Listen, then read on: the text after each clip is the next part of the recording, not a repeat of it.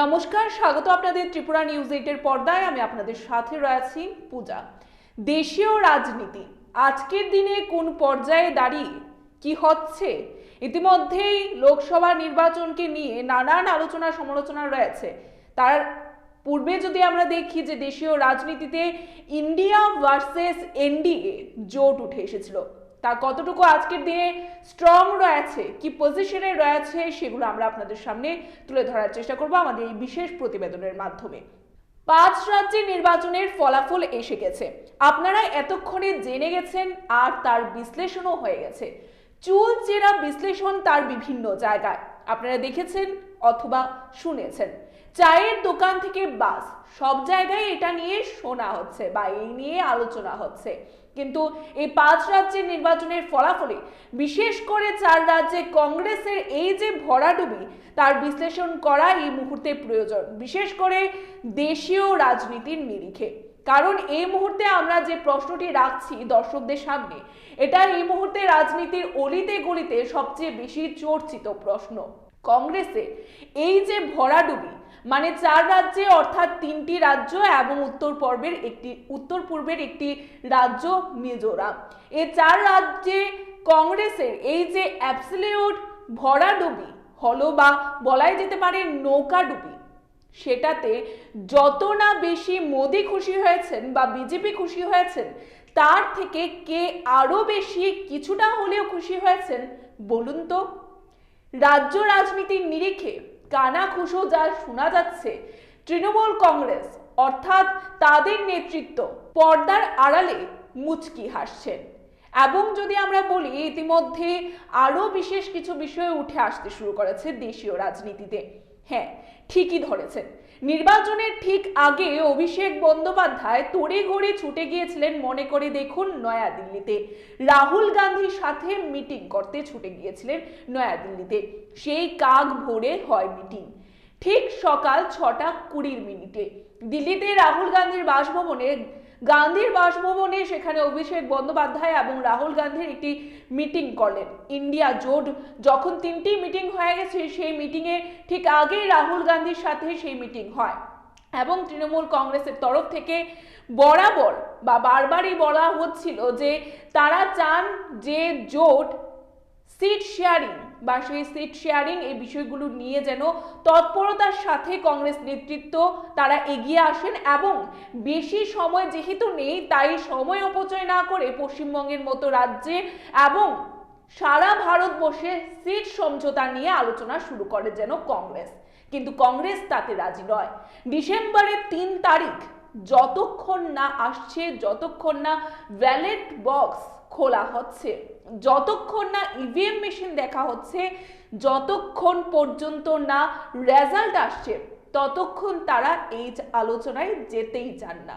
তারা খুবই ব্যস্ত 5 রাজ্যের নির্বাচন নিয়ে। 5 রাজ্যের নির্বাচনের ফলাফল বেরিয়ে গেছে। 4টি রাজ্যে কংগ্রেসের এই মুহূর্তে একদম নিশ্চিহ্ন বললেই চলে। তারই মধ্যে বলাই চলে যে উত্তর ভারতে কংগ্রেসের কোনো অস্তিত্ব আর রইল না। এবং আরো যে 3টি রাজ্যের কথা বলছি, সেই 3টি রাজ্যে কংগ্রেসের কোনো অস্তিত্ব নেই। যে 3টি রাজ্যের মধ্যে কংগ্রেস ক্ষমতায় ছিল 2018 সালে, রাজস্থানে কংগ্রেস ক্ষমতায় ছিল, ছত্তিশগড়, যেটা নিয়ে বিভিন্ন পোস্ট পোল সার্ভে এবং ওপিনিয়ন পোল তারা বিভিন্ন সময়ে বিগত কয়েক সপ্তাহ ধরে বলা হচ্ছিল যে কংগ্রেসের অ্যাডভান্টেজ আছে, কংগ্রেস আবারও ফিরে আসবে। তাই বলাই যেতে পারে জয়ের মুখ থেকে পরাজয় কিভাবে ছিনিয়ে আনতে হয়, সেটা যেন কংগ্রেস নেতৃত্বদের কাছ থেকে শেখা উচিত।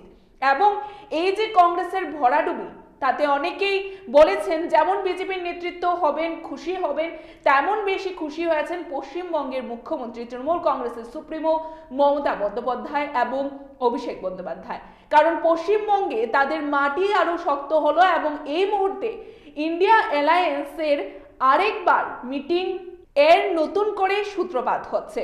গতকাল মমতা বন্দ্যোপাধ্যায়কে জিজ্ঞাসা করা হলে তিনি কি ইন্ডিয়া অ্যালায়েন্সে মিটিংয়ে যাবেন, ওনাকে কি জানানো হয়েছে, তখন তিনি বলেন তার কাছে এরকম কোনো বার্তা আসেনি।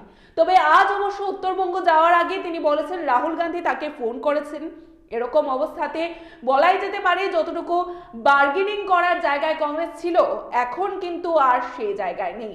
এই স্নায়ুর যুদ্ধে কংগ্রেস দল অনেকটাই পিছিয়ে আছে। যারা রিজনাল স্ট্রং পার্টি অর্থাৎ শরিক দল, এখন তাদের ডিমান্ডের পারদ কিন্তু ঊর্ধ্বে রয়েছে। এবারে দেখার বিষয় রয়েছে, যেহেতু দেশীয় রাজনীতি বর্তমানে পারদ অনেকটাই উত্তপ্ত রয়েছে, সামনেই রয়েছে 2024-এর লোকসভা নির্বাচন, তার প্রাক মুহূর্তে প্রত্যেকটি দলেরই কিন্তু বর্তমানে ডিমান্ড বেড়ে গেছে এই 5 রাজ্যের নির্বাচনের ফলাফলের উপর ভিত্তি করে। এবার দেখার বিষয় এই যে বিভিন্ন বিরোধী দলগুলি একত্রিত যে এক মঞ্চে আমরা আসতে দেখেছিলাম, অর্থাৎ ইন্ডিয়া জোট যে নাম উঠে এসেছিল, তা কতটুকু স্ট্রং থাকে এবং প্রত্যেকটি যে বিরোধী দলগুলো রয়েছে সেই দলের ডিমান্ড কি থাকে। কেননা বর্তমানে কংগ্রেস দলের যে ডিমান্ড ছিল সেই ডিমান্ড অনেকটাই কমে গেছে, সেটা বলাই যেতে পারে। এবার দেখার বিষয় আগামী দিনে কি উঠে আসে দেশীয় রাজনীতিতে লোকসভা নির্বাচনের প্রাক মুহূর্তে ইন্ডিয়া জোট কতটুকু স্ট্রং ভাবে উঠে আসে, তাদের স্ট্র্যাটেজি কি থাকে সেটাই দেখার। এ বলে আমাদের এখনকার দেশীয় রাজনীতি নিয়ে যে বিশেষ প্রতিবেদন আমরা এখানেই শেষ করছি। পরবর্তী বিভিন্ন আপডেট দেখতে অবশ্যই চোখ রাখবেন ত্রিপুরা নিউজ 8-এর পর্দায়। নমস্কার। মশলার দায়িত্বে হাম্বাই গ্রুপ, গুণমানে সেরা, রান্নার ভরসা। হাম্বাই গুরু মশলা সম্পূর্ণ প্রাকৃতিক, অপার গুণ ও উপকারিতায় পরিপূর্ণ। হাম্বাই গুরু মশলা। যদি কেমিক্যাল ফ্রি, কালার ফ্রি, প্রকৃত স্বাদের মশলা খেতে চান, তবে আপনার রান্নাঘরে চাই হাম্বাই গুরু মশলা। রান্নায় শুধুমাত্র তোমাকেই চাই হাম্বাই গুরু মশলা।